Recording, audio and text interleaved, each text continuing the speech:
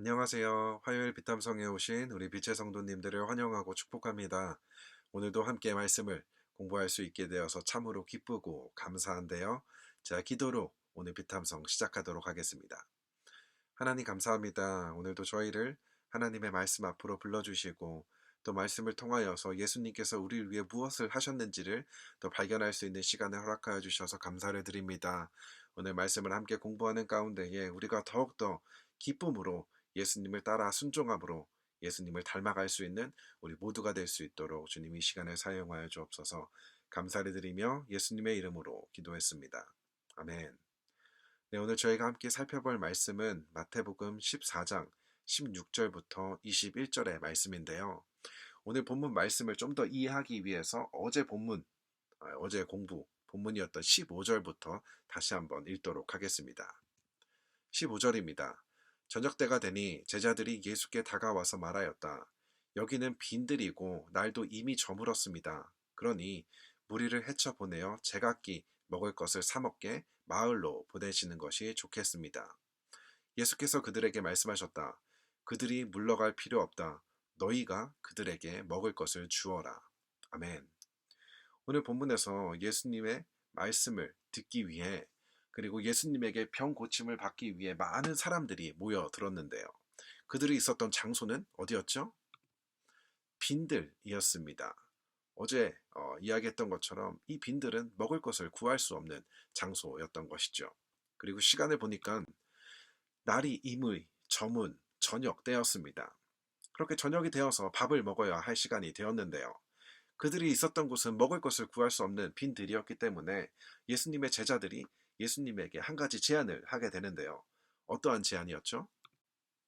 바로 이 무리들을 헤쳐보내어 각자 먹을 것을 사 먹게 하는 것이 좋겠다는 어떻게 보면 가장 합리적인 방법을 제안했던 것인데요. 그런데 예수님께서는 전혀 다른 방법을 제자들에게 말씀하고 계십니다. 바로 제자들 너희가 이 무리들에게 먹을 것을 주라고 예수님께서 말씀을 하십니다. 오늘 본문 21절을 보게 되면 그곳에 모인 사람들의 수가 남자만 5,000명, 여자와 어린아이들까지 포함하면 15,000명이 넘는 사람들이 그곳에 있었습니다. 그런데 예수님께서는 그렇게 많은 사람들에게 먹을 것을 주라고 제자들에게 말씀하신 것이죠. 그리고 오늘 본문의 사건을 기록한 누가복음 6장 7절을 보게 되면 그곳에 모인 사람들을 다 먹이려면 200데나리온으로도 부족하다고 이야기를 합니다. 그 당시 노동자의 하루 일당이 한 데나리온이었던 것을 감안해서 지금의 가치로 환산하면 대략 2만 불 정도의 돈이 필요했던 것입니다. 이처럼 이렇게나 많은 사람들을 먹이는다는 것은 거의 불가능한 일이고 가능하다 하더라도 그렇게 되기 위해서는 제자들의 엄청난 희생이 있어야만 가능했던 일이었던 것이죠. 그런데 여기 이 본문에서 제자들의 제안과 예수님의 제안의 차이점을 발견할 수가 있는데요. 제자들의 제안은 자신들의 희생이 없는 제안이었고 예수님의 제안은 자신을 희생하는 제안이었습니다.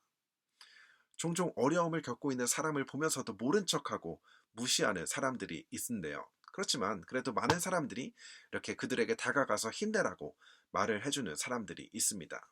하지만 그들의 위로는 아무런 희생이 없는 위로입니다. 로마서 12장 15절을 보게 되면 즐거워하는 자들과 함께 즐거워하고 우는 자들과 함께 울라라고 하는 말씀이 있는데요. 우는 자와 함께 울라는 것은 그들의 고난과 아픔에 함께 동참하라는 것입니다. 그들의 아픔을 위해서 나를 희생해야 하는 것을 이야기하고 있는 것이죠. 아무런 희생이 없는 위로는 결코 진정한 위로가 될 수가 없다는 것입니다. 요즘 이런 말을 쓴다고 하는데요. 힘내라는 말 대신 말없이 건네는 돈이 더 큰 힘이 된다. 웃긴 말이지만 어쩌면 진정한 위로는 나의 희생이 있을 때 가능하다는 것을 잘 이야기하고 있는 것처럼 보입니다. 힘든 일을 겪고 있다면 그들을 위해 나의 시간을 희생하여 찾아가 위로하고 혹여나 재정에 어려움이 있다면 도움이 필요하다면 기꺼이 나의 재정을 희생함으로 그들의 아픔을 위로하고 그들의 아픔에 동참해야 한다는 것입니다. 하나님께서는 우리를 사랑하신다고 그저 말씀으로만 끝내신 것이 아니라 예수님의 십자가 희생을 통해 그분의 사랑을 보여주신 것처럼 우리 역시도 나의 이웃을 사랑하는 것은 그저 말로만 사랑하는 것이 아니라 나의 희생이 뒷받침되어야 한다는 것을 우리는 기억해야 한다는 것입니다. 그래서 서로를 진심으로 사랑할 수 있는 우리가 되었으면 좋겠는데요. 이어서 본문 17절부터 19절 함께 보도록 하겠습니다. 17절입니다. 제자들이 예수께 말하였다. 우리에게 있는 것이라고는 빵 5개와 물고기 2마리밖에 없습니다. 이때 예수께서 말씀하셨다. 그것들을 이리로 가져오너라. 그리고 예수께서 무리를 풀밭에 앉게 하시고 나서 빵 5개와 물고기 2마리를 들고 하늘을 우러러 보시고 축복 기도를 드리신 다음에 떼어서 제자들에게 주시니 제자들이 이를 무리에게 나누어 주었다. 아멘. 예수님께서 제자들에게 먹을 것을 주라고 이야기하자 제자들은 우리에게 있는 것이라고는 빵 5개와 물고기 2마리밖에 없다라고 대답을 합니다. 요한복음 6장 9절을 보게 되면 이 빵 5개와 물고기 2마리의 출처가 나오게 되는데요. 이 음식의 출처는 바로 한 아이가 가지고 있었던 음식이었습니다. 아마도 예수님과 제자들 사이에 있었던 대화를 듣고 한 아이가 자기가 먹기 위해 가져왔던 어쩌면 너무나 보잘것없는 음식이었지만 자기가 먹을 그 음식을 내어드리는 작은 희생의 모습을 보여주게 됩니다. 그리고 예수님께서는 그 한 아이의 희생을 사용하셔서 그분의 기적을, 능력을 보여주시게 됩니다. 예수님께서는 제자들에게 그것을 가져오라 말씀하시고 그곳에 있었던 무리들을 풀밭에 앉게 하십니다. 그리고 그 많은 무리가 보는 앞에서 아이가 가져온 음식을 들고 축복 기도를 드리신 다음에 제자들을 시켜 무리들에게 그 음식을 나누어 주게 됩니다. 그런데 여기서 우리가 예수님의 모습에 관심을 가질 필요가 있는데요. 예수님께서는 그 음식을 가지고 그 즉시 무리들에게 나누어 주실 수도 있었습니다. 그런데 그렇게 하지 않으시고 무리들을 모두 풀밭에 앉게 하셔서 예수님 자신이 무엇을 하는지 무리가 볼 수 있게 하셨습니다. 그리고 예수님께서는 그 무리들 앞에서 하나님께 축복 기도, 감사의 기도를 드리신 모습을 보여주게 됩니다. 왜 그런 것이죠? 바로 이 기적을 통해 자신이 아닌 하나님께서 영광을 받으실 수 있게 하기 위해서였던 것입니다. 오늘 본문에서 우리는 2가지 중요한 사실을 발견할 수 있는데요. 첫 번째로는 하나님께서는 우리의 작은 희생을 사용하신다는 것입니다. 예수님께서 한 아이의 작은 희생을 사용하셨던 것처럼 우리의 작은 희생을 하나님께서는 사용하신다는 것입니다. 비록 그것이 별거 아닌 것처럼 보이고 어떻게 보면 보잘것없어 보인다 하더라도 그 희생을 통해서 하나님께서는 일하신다는 것입니다.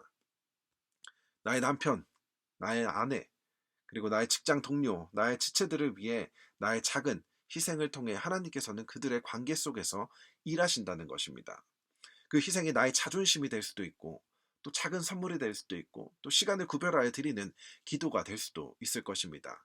이러한 작은 우리의 희생을 통해서 하나님께서는 이러한 관계 속에서 일하실 수 있다는 것이죠. 그리고 2번째로 우리의 희생을 통해 내가 영광받고 높아지는 것이 아니라 하나님께서 영광을 받으셔야 한다는 것입니다. 예수님께서 무리들이 보는 앞에서 하나님께 축복 기도를 드리신 것처럼 우리의 희생을 통해서 하나님께서 영광을 받으셔야 한다는 것입니다. 우리는 많은 경우 희생의 대가를 기대하며 희생을 하게 되는데요. 나의 희생을 통해 사람들에게 인정받고 칭찬받고 싶어하는 유혹이 저를 포함해 우리 모두에게 존재한다는 것입니다. 너를 위해 하는 희생을 많은 사람들이 봤으면 좋겠고 그래서 그들에게 칭찬받고 인정받고 싶은 유혹이 있다는 것입니다. 많은 헌금을 하면서 재정의 희생을 하지만 이러한 희생을 통해 교회 사람들에게 인정받고 교회 안에서 목소리가 커지시는 분들을 우리는 교회 안에서 종종 보게 되는데요. 굉장히 잘못된 희생을 하게 되신 것이죠. 자신의 희생을 통해 하나님이 아닌 자기가 높아지고 영광받는 일들이 일어나고 있다는 것입니다. 그렇기 때문에 우리도 늘 우리의 희생이 혹시나 나의 영광을 위한 것은 아닌지 조심하고 또 조심해야 할 것입니다.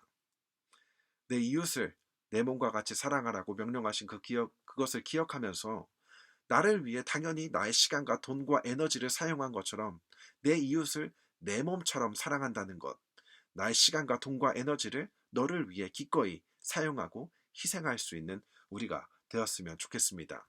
그리고 이러한 희생을 통해서 내가 높아지고 내가 칭찬받는 것이 아니라 하나님 한 분만 영광 받으실 수 있는 우리가 되었으면 좋겠습니다.